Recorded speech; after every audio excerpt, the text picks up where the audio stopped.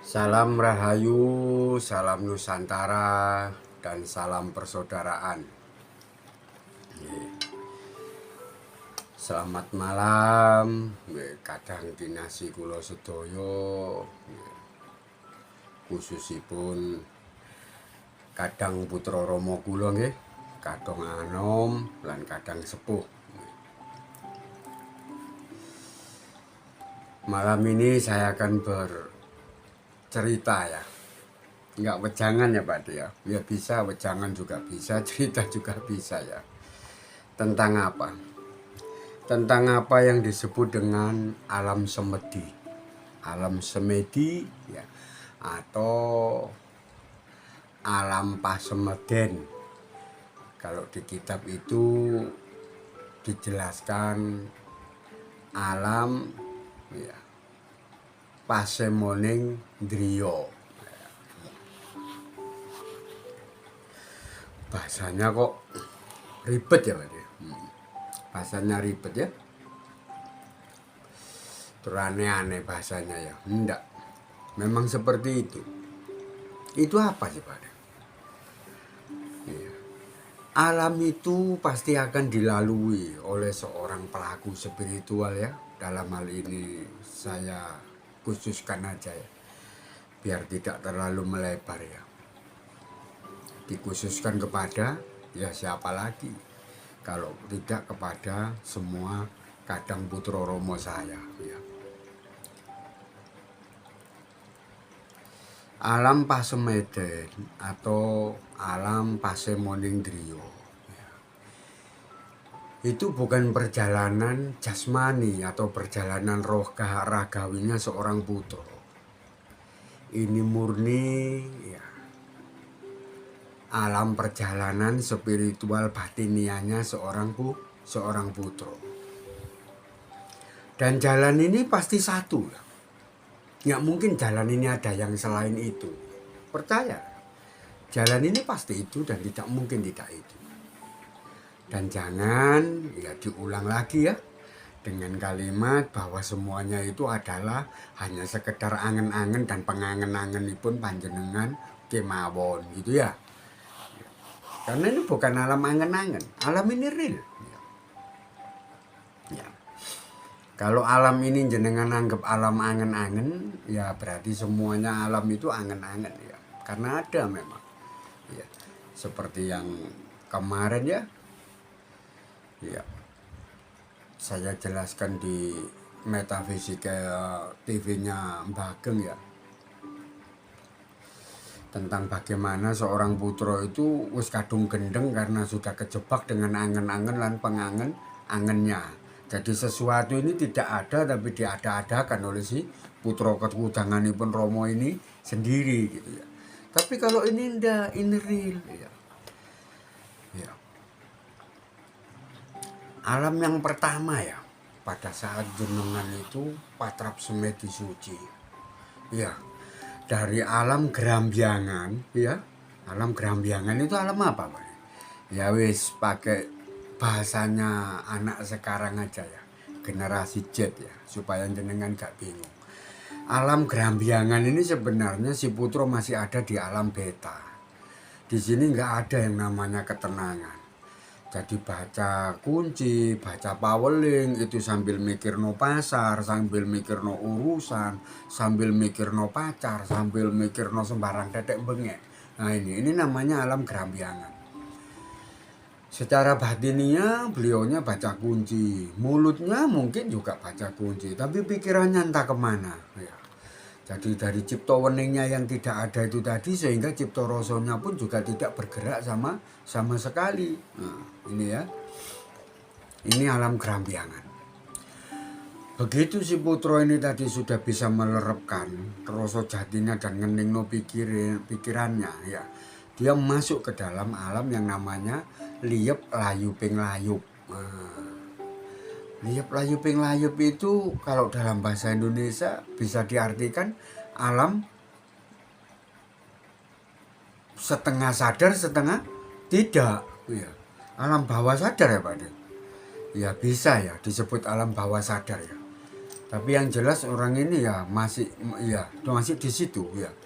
Di alam bawah sadar itu, wong namanya aja liup layuping layup ya, itu bahasa Jawa. Maksudnya apa sih? Jenengan ini ada di satu alam, di mana alam itu membuat jenengan ini antara tidur dan terjaga ya. Tapi terjaganya itu tidak gerambiangan kayak tadi gitu loh. Terjaganya ini sudah mulai kosong gitu loh. Jadi seliut gitu ya. Jenengan kayak kemana gitu ya. Nah ini ya.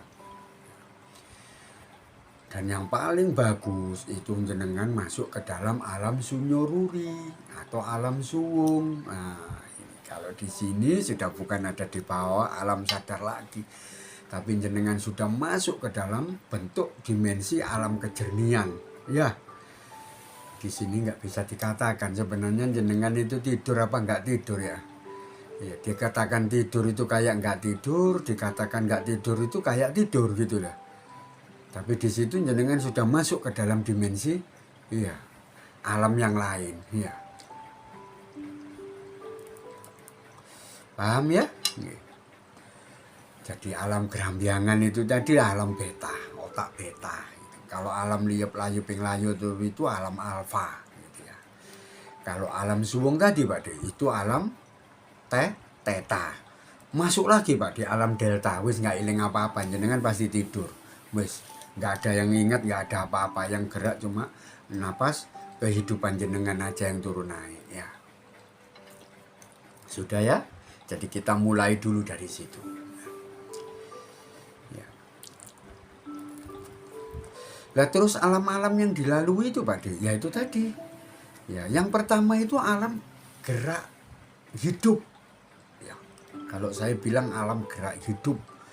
Kalau dulu waktu saya ikut paterekatannya Romo Ajengan di pondok itu namanya gerak awarik. Gerak awarik itu yang kayak gimana sih Pak? Bentar ya.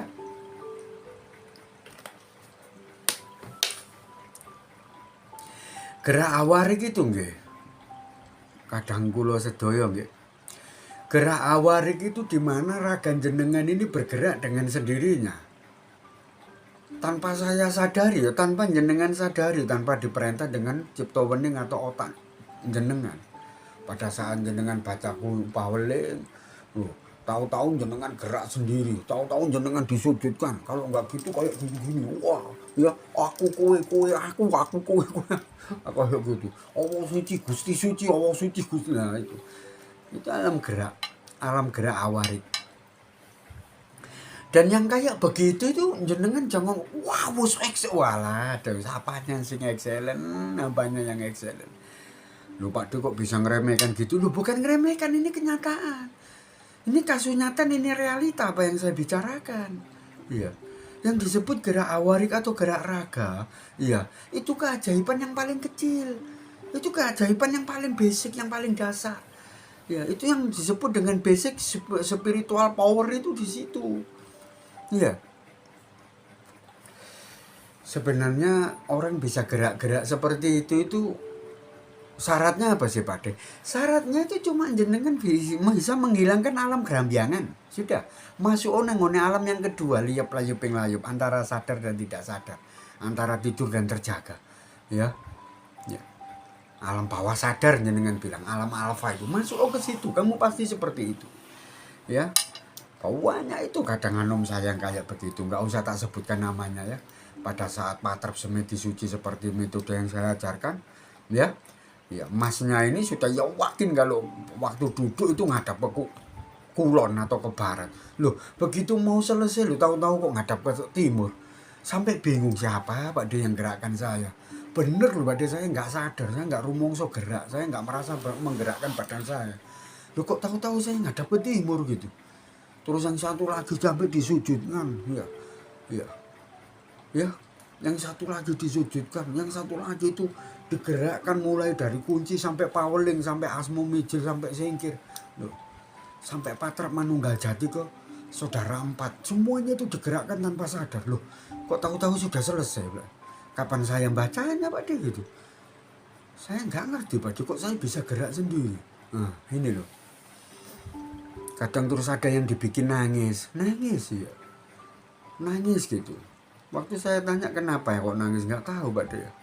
Iya, di dalam raga saya itu kayak ada yang bergerak gitu, rasanya tenang gitu Pak De. Adem gitu Pak De, ayem, tentrem gitu Pak De. Jadi saya sulit menceritakannya Pak De. Sampai saya nangis sendiri waktu saya patrap itu Pak De. Lah, itu semuanya adalah gerak awarik, itu cuma gerak raga. Ya.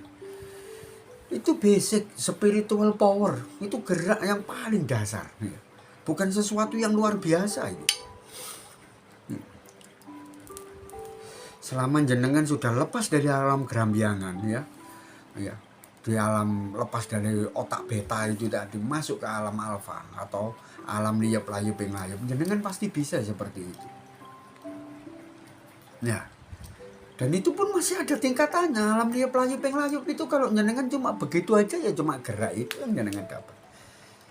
Loh, berarti kalau saya ada di alam yang kedua itu Pak De, alam alfa atau liyap layup yang Pak De bilang itu, kalau saya lebih dalam, jenengan akan mendapatkan yang lain. Ayo, jenengan semua yang pernah masuk ke situ pasti komennya ke anu saya nanti pasti membenarkan apa yang saya bilang. Yang kedua apa? Yang kedua, nanti bukan gerak lagi yang jenengan dapatkan. Wes nggak ada lagi sing gerak-gerak gini, yang disujud-sujudkan sudah nggak ada. Ya, tapi jenengan sudah masuk ke dalam alam dimensi yang disebut dengan alam nur cahyo. Wah, ini benar Pak De. Waktu itu tahun sekian Pak De. Waktu saya baca kunci, waktu saya baca Pawelin, di ubun-ubun saya nih Pak De. Ya, itu keluar, wah ini saya nggak ngerti Pak De. Perasaan saya itu kayak asap warnanya putih. Entah itu asap, entah itu sinar Pak De. Keluar gitu Pak De. Pas gitu. Tahu orang Pak De. Waktu saya patrap semedi itu. Nah, terus di lain hari beda lagi Pak De. Waktu saya patrap, di situ itu kayak ada sinar dua gini Pak De, warnanya biru. Masuk ke mata saya Pak De. Gitu. Kok kaget saya Pak De. Begitu saya melek gini loh. Kemana sinar tadi lah? Ya. Terus ada lagi temannya yang cerita lain lagi. Iya Pak De, saya juga merasakan hal yang kayak gitu Pak De. Saya saksikan sendiri Pak De. Waktu saya patrap semedi itu Pak De, pada saat saya hening-heningnya ya, lerep lan hening, rasa saya begitu lerep lan pikiran saya begitu hening. Saya masuk ke alam liyap layup yang Pak De bilang tadi itu. Badan saya itu kayak digulung sinar kuning gitu Pak De. Sepintas saya lihat sinarnya itu kayak selendang gitu Pak De. Muter-muter dari bawah itu sampai ke kepala saya, muter-muter gini Pak De. Wah.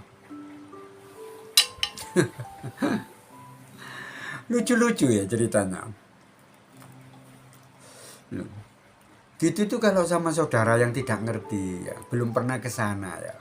Cuma beliaunya Kadang Putro ini, ya itulah yang saya bilang ya, bukan kok saya nyombongkan diri. Cuma tahu cerita-cerita dan kebanyakan cerita tapi nggak ngerti jalannya. Pasti mengatakan bahwa itu hilang no. Iku sakjane keluar iku dari angen-angen sama pengangen-angen yang jenengan ae lah ini loh. Angen-angen pengangen-angen lagi ya. Nggak semua sesuatu yang seperti itu angen-angen gitu. Iya. Nggak semua ya. Ya, itu yang alam yang kedua Pak De. Iya, alam yang kedua. Ya saya tegaskan lagi ya, supaya jenengan nanti nggak tersenyum melihat konten saya terus menganggap orang ini masih kepangen sama angen-angen dan pengangen-angennya. So nggak gitu ya. Di saudara jenengan yang muslim itu juga ada yang namanya alam raga. Kemudian masuk ke alam nasrut, masuk ke alam jabarut, masuk ke alam malakut, masuk ke alam lahut. Ya kayak alam-alam itu bukan alam khayalan.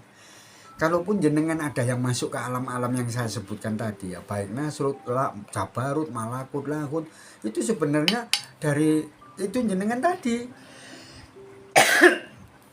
Ya saking peningnya jenengan itu tadi loh ya. Saking peningnya jenengan itu tadi.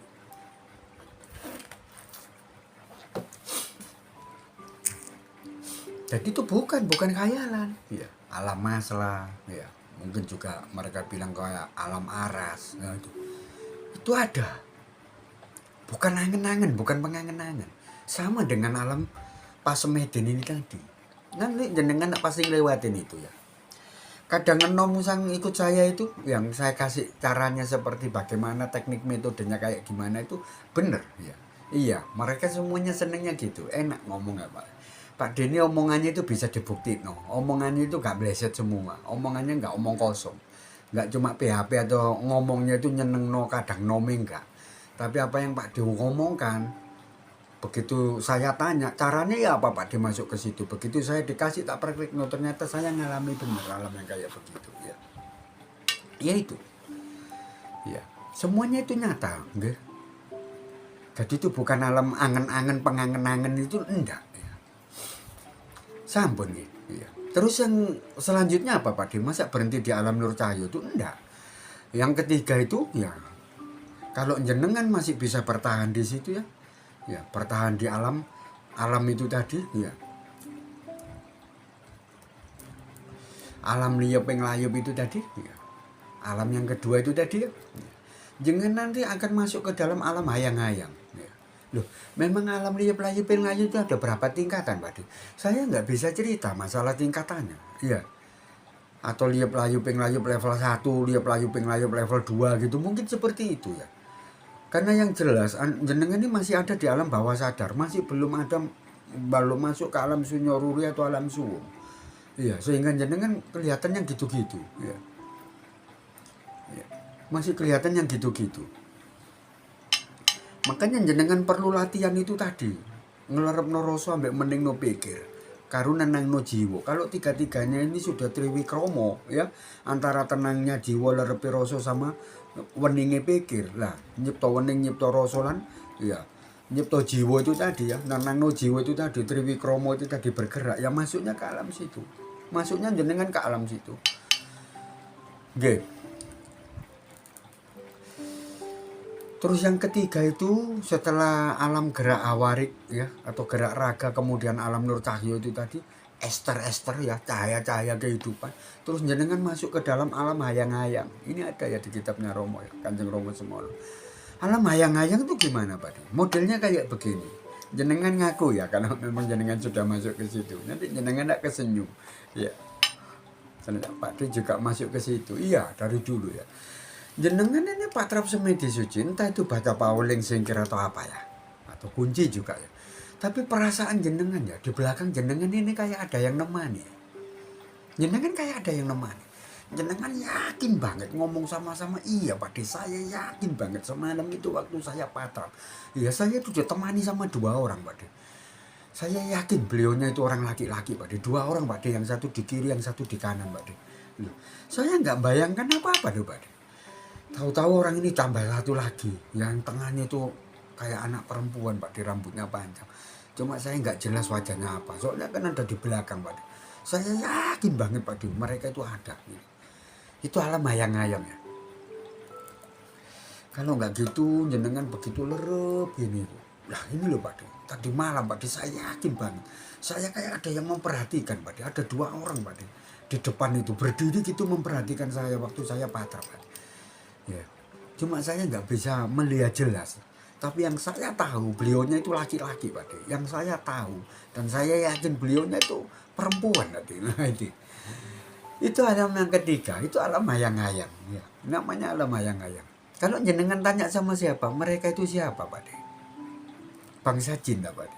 Bangsa malaikat, bangsa kodam, atau beliaunya itu Sukmo Ngemboro, arwah penasaran yang lari-lari. Nah ini saya nggak bisa cerita ya. Kalau jenengan nanti saya tuntun ke sana, mungkin jenengan akan tahu sendiri. Hayang-hayang itu apa? Itu memang ya bayangan hidup, hayang-hayang hidup. Namanya aja hayang-hayang, ya, bayangan-bayangan hidup. Tapi bukan lagi berbentuk sinar kayak yang tadi yang kedua. Bersinar putih, sinar sama kayak kelereng, kayak yang nomor 2 tadi enggak. Enggak seperti itu.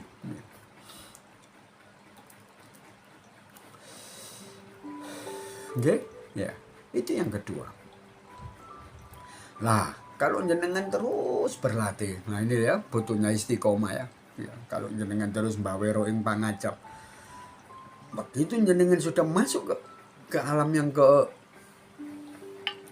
ini, wah ini malah lebih seru lagi. Ini yang disebut dengan alam setokumitir. Ini juga ada ya, juga ada di kitab Pambukorosonya Kanjeng Romo ya. Alam setokumitir itu alam kasukman.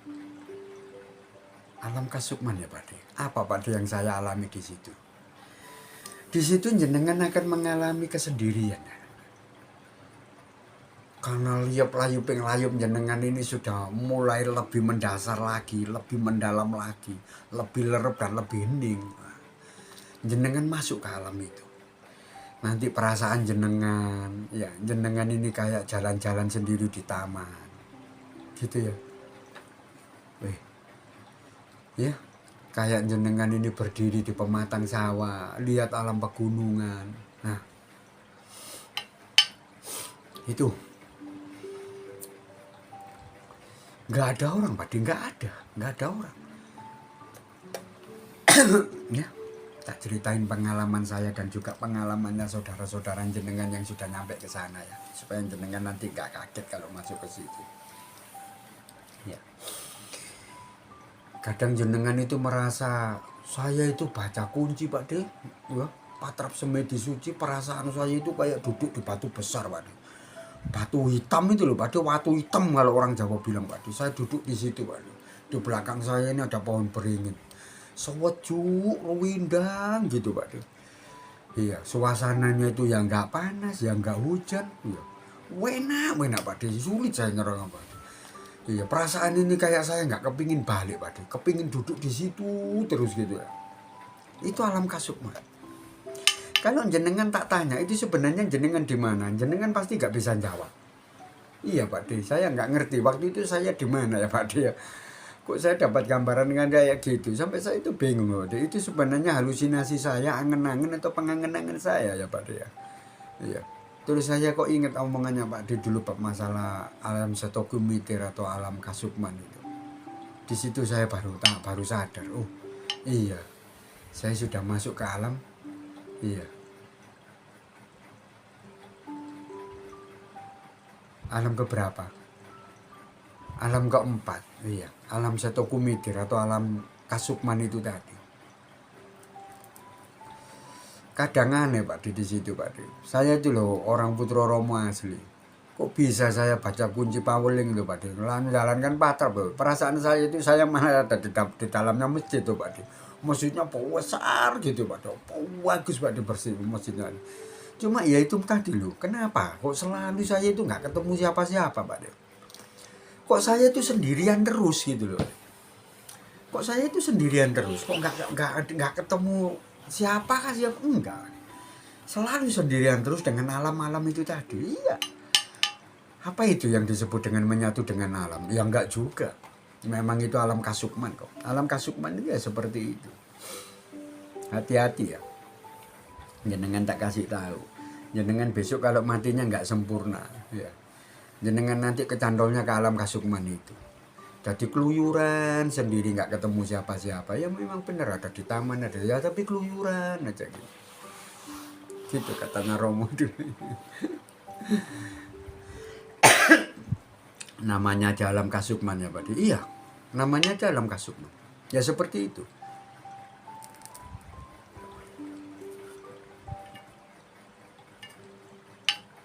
Oke?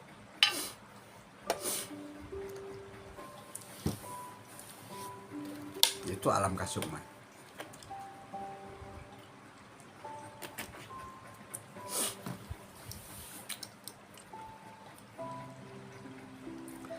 Lah berhenti di situ sudah. Nah, nanti kalau jenengan sudah masuk ke dalam apa yang disebut dengan alam sunyoruri atau alam suwung. Nah ini lebih bahaya lagi. Jenengan akan masuk ke dalam alam yang namanya alam Majenggo Seto.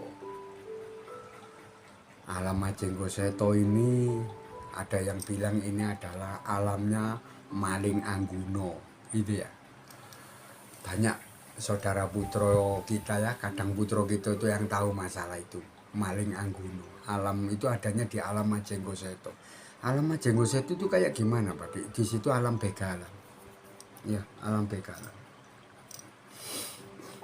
Di alam ini ya jenengan mulai ditunjukkan yang benar dan yang salah.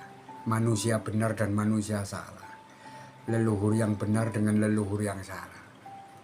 Nanti di situ jenengan kadang ketemu sama orang yang ngaku-ngaku Kanjeng Sunan Kalijogo, yang ngaku-ngaku Pangeran Purboyo, ngaku-ngaku Sultan Trenggono, tapi sebenarnya mereka itu adalah genderuwo keres, genderuwo gayam, dan genderuwo sukun. Iya, ada yang ngaku Empu ini, ada yang ngaku Sunan ini, ya. Ada yang ngaku Romo Pendeta, Romo Begawan, Romo Resi, tapi beliaunya itu sebenarnya ya bangsa maling angguno. Di situ saya ingat omongannya Romo ya.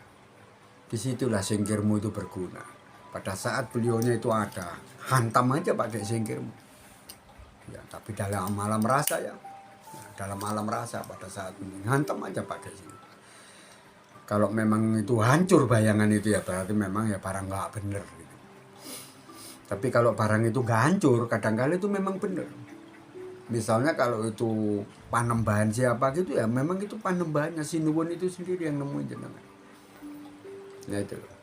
Nah di sini yang saya harus ngomong banyak-banyak ya. Karena banyak sekali kadang Putra Romo yang dulu ikut saya itu hancurnya itu pada saat sudah masuk ke alam ini.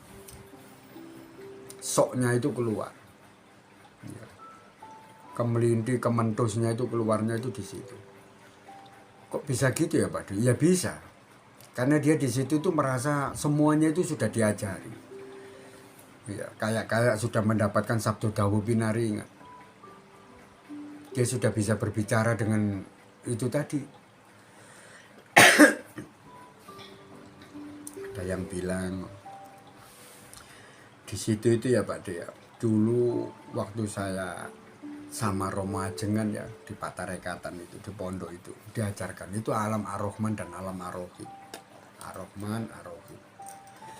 Ya, kalau di ajarannya orang Buddha mungkin alamnya Bodhisatwa sama alamnya Kala Makara, yang satu pohon kehidupan, yang satu pohon kematian, dan semua duanya ini bisa memberikan buah. Ya sama dengan Ar-Rahman dan Ar-Rahim. Ar-Rahman itu nikmat panjang katanya Romo Ajengan dulu. Ar-Rahim itu nikmat pendek. Ar-Rahman dan Ar-Rahim ini dua-duanya juga bisa barokai jenengan ya. Tapi yang satu itu barokai dengan jalan omongan ilmu yang tidak benar, kaweru yang nggak benar. Yang satunya lagi itu ilmu kaweru dan wejangan-wejangan yang benar. Ilmu nggak benar kayak gimana sih? Nanti jenengan di situ diajari apa caranya ya nyantet orang, yang gendeng no anake wong ya. Mainan yang enggak itu jenengan diajari nanti di situ. Ya. Jadi sumber-sumber ilmu dulu yang kayak gitu-gitu itu sumbernya di alam ini.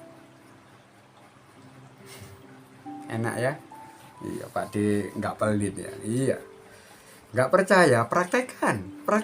Nggak usah ngeyel-ngeyelan, nggak usah ngomong daki-daki kayak itu, kayak ibu itu jangan ya.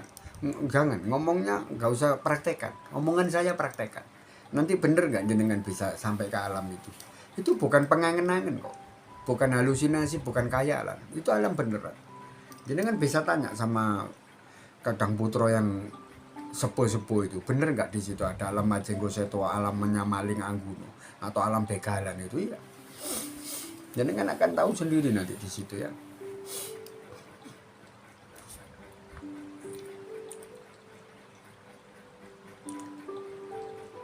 Jenengan akan dapatkan itu. Kalau di anunya Pak D, kalau di saya itu pohon beringin sama pohon jati. Ya, jadi pohon Ar-Rahman, pohon Ar-Rahim, ya, ya, sama dengan pohon Bodhisatwa dan pohon Kala Makara. Ya, dan satunya lagi itu di pohon beringin dan pohon jati ya. Bukan waringin sungsang ya, bukan, pohon beringin ya. Dan pohon jati ini pohon kekuatan. Lah ini dari jati ini kalau Putra Romo itu lihatnya pohon jati. Pohon jati itu pohon kuat-kuatan. Kalau pohon beringin itu pohon karahayan untuk pengayoman. Nah ini jenengan akan nanti diajari dua-duanya. Nah di situ nanti jenengan akan ketemu mungkin ya sama Sinuwun itu. Ingat sama ajarannya Sinuwun. Siapa Pak? Ya Sang Hyang Ismoyo Jati ya. Ya, pernah menyampaikan wasiatnya di situ. Kalau kamu sudah masuk ke alam Majenggo Seto, kamu sudah masuk ke alam Begalan, kamu sudah masuk ke alam Maling Angguno, diingat ya. Karena di situ antara yang benar dan yang tidak benar, ya, antara wejangan yang baik dan wejangan yang tidak baik itu jenengan bisa terima, ya. Api elek trimon, baik nggak baik tanpa nono, gitu ya. jelek baik diterima gitu Pak. Iya, tapi jangan dua-duanya dijalankan. Nah itu wasiat yang saya dapatkan dari Sinuwun itu. Jadi apik tanpa nono, elek tanpa nono, tapi sing kanan iki dere nang ngarep, sing elek iki dere nang mburi. Ya, di sini loh. Saya tahu persis. Makanya orang kalau sampai punya lukisan Romo Semar itu tangan kirinya di depan, tangan kanannya ini di belakang. Pejijatan wong iki. Wis keras mesti omongan. Atine barang atos. Ya. Loh kok bisa begitu? Karena orang ini mesti masuk ke alam majeng kok itu sing diugemi mesti sing kiri. Duduk sing kanan. Sing ditekel iku mesti duduk barang karayon, sing ditekel iku mesti barang kuat-kuatan. Percaya Bang?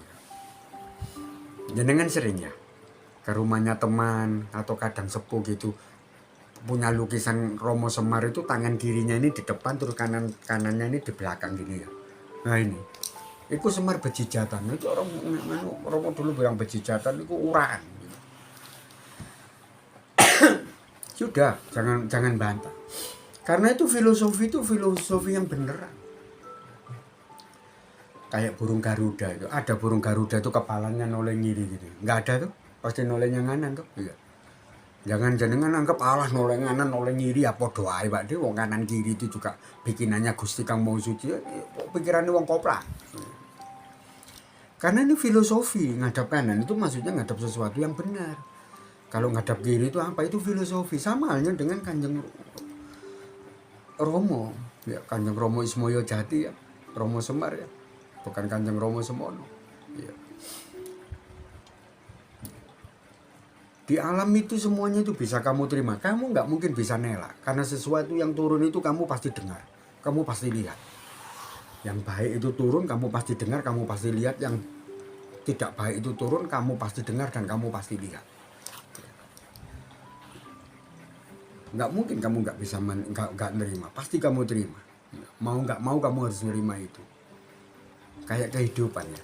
Orang itu makin besar akan makin tahu mana yang jelek dan mana yang tidak jelek ya. Mana yang benar dan mana yang tidak benar. Pasti tahu.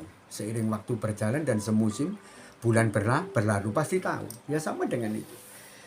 Semakin anak ini besar dia akan tahu dengan sendirinya. Ini baik, ini nggak baik. Ya, pasti tahu. Tapi jangan tidak baik dan baik itu terus dijalankan dua-duanya. Nah ini loh. Itu dulu saya dapat. Cekelen karo-karo. Tapi yang kiri ini taruh di belakang. Yang kanan taruh di depan. Ya. Jadi sesuatu yang tidak benar cukup kamu. Cukup kamu yang tahu. Cukup kamu yang ngerti bagaimana cara menjalankannya. Tapi sesuatu yang benar kamu ajarkan. Ya, karena ini sabdo ya. Panuntun. Kalau ini kan sabdo peteng, taruh di belakang. Wis. Ini sesuatu yang tidak benar, ini sesuatu yang tidak baik. Ya, jadi cukup aku aja yang ngerti dan cukup aku aja yang ya tahu bagaimana cara memakai dan menggunakannya. Taruh di belakang.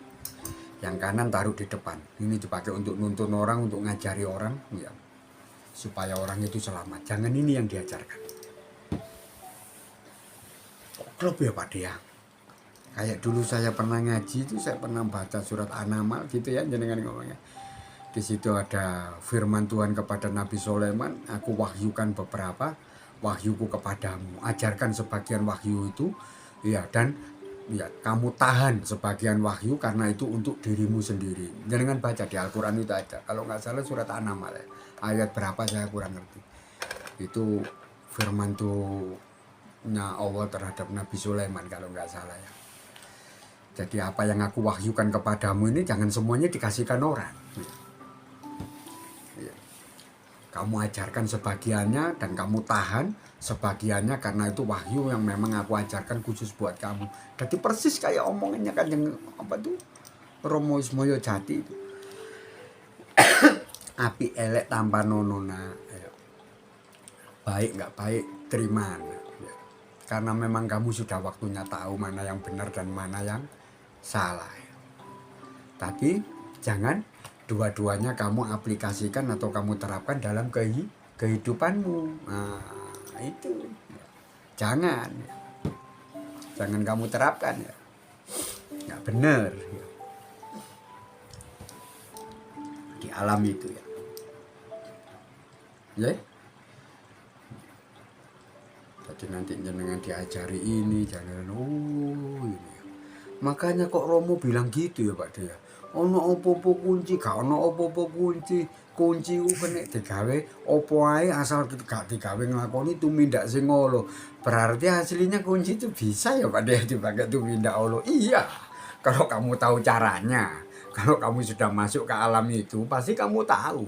Ya apa cara gini-gini kan orang itu pasti tahu. Tapi ya tetap kamu ingat ya, karena semua perbuatan yang tidak benar, karena semua tumindak luput itu pasti ada kembalinya. Itu yang perlu kalian tahu ya.